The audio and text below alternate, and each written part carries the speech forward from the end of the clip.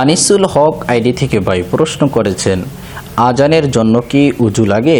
ভাই আপনার প্রশ্নের সমাধান কিতাবুল আসহার এর মধ্যে আছে, লা বাসা বিআইয়ুয়াযিনা মুয়াজ্জিন ওয়া হুয়া আলা গায়রি উযুইন। মুয়াজ্জিন যদি উজু ছাড়া আজান দেয় এতে অসুবিধা নেই, তবে উজু অবস্থায় আজান দেওয়া সুন্নাহ।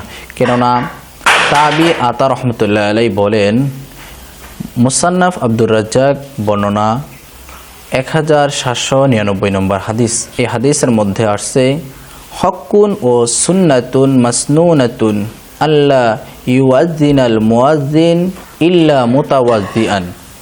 আজানের হক ও সুন্নত তরিকা হলো মুয়াজ্জিন উজু অবস্থায় আজান দেবে। সিলেট থেকে ভাই প্রশ্ন করেছেন যে, মুফতি সাহেবের কাছে আমার প্রশ্ন হলো, জাল সার্টিফিকেট দিয়ে চাকরি নিলে উক্ত চাকরির বেতন হালাল হবে কিনা? হ্যাঁ ভাই, আপনার প্রশ্নের সমাধান হচ্ছে, জাল সার্টিফিকেট দিয়ে সরকারি চাকরি নেওয়া অনেক অন্যায় ও নাজায়েজ কাজ। এই কাজ করা কিছুতেই উচিত নয়। কিন্তু যদি কোনো ব্যক্তি এভাবে চাকরি নেওয়ার পর উক্ত পদে দায়িত্বশীলতার যথাযথভাবে কাজ আঞ্জাম দেয়, আর বেতনকে হারাম বলা যাবে না, যদিও চাকরির পদ্ধতিটা বৈধ ছিল না।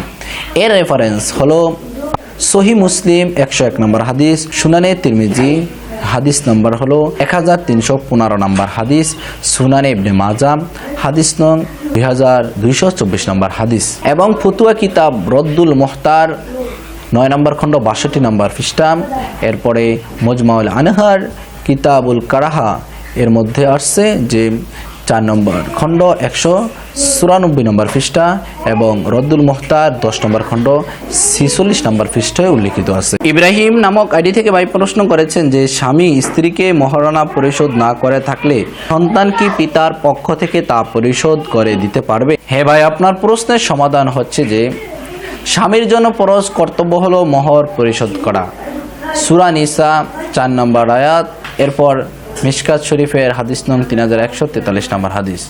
জীবিত অবস্থায় মোহর পরিশোধ না করে থাকলে মৃত্যুর পর তার পরিত্যক্ত সম্পদ হতে মোহর পরিশোধ করে তারপর বাকি অংশ ওয়ারিসদের মাঝে বন্টন করতে হবে।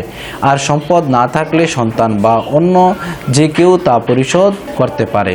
এর রেফারেন্স হলো বুখারী শরীফ, মিশকাত শরীফ মধ্যে হাদিসটা আসছে 2909 নম্বর হাদিস, আবু দাউদ শরীফ 3208 নম্বর হাদিস। আল্লাহ পাক রব্বুল আলামিন আমাদের সবাইকে সঠিকভাবে বোঝার তৌফিক দান করুক।